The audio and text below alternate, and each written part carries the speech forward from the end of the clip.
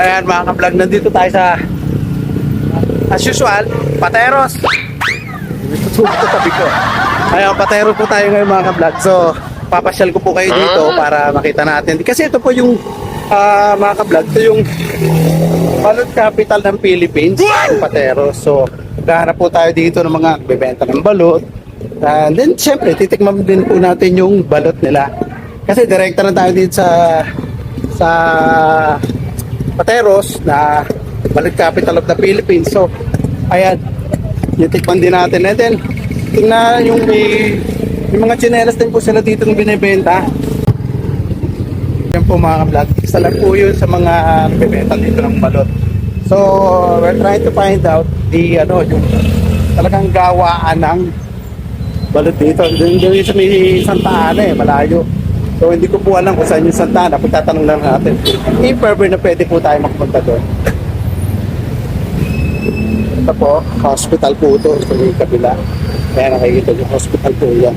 Medyo maliit lang talaga po yung Pateros. Kasi kung makikita nyo, may share ko sa inyo, walang building po dito na matataas. Ayan, kita nyo po kahit maliit yung kalye, ayan, nagtatraffic po talaga dito pagka halos bawat street po dito na nagbebenta po ng balot. Ayun yung kabila meron din.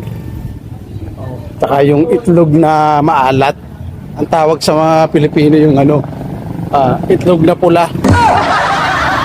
Pero po yun, kinulayan lang po, hindi talaga yung itlog na maalat po ang tawag doon. Ang dami nilang katulad dito sa side na to. Ayan, I think balik din po ito. Ito po yung itlog na pula. Ayan, ang bentahan po dito 15 pesos. I think small yan. At medyo salted egg po yan. Ito mas maliit kasi 13 pesos lang. Yan, meron din silang ito yung balot.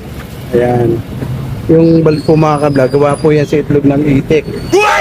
Kasi nung panahon ng Spanish po dito, marami raw ditong pato. Ayan mga ka-vlog, dito po tayo kanina galing. So umikot lang po tayo papunta doon sa munisipyo. Kaya gahan po tayo ng tindahan ng balot. Ayan.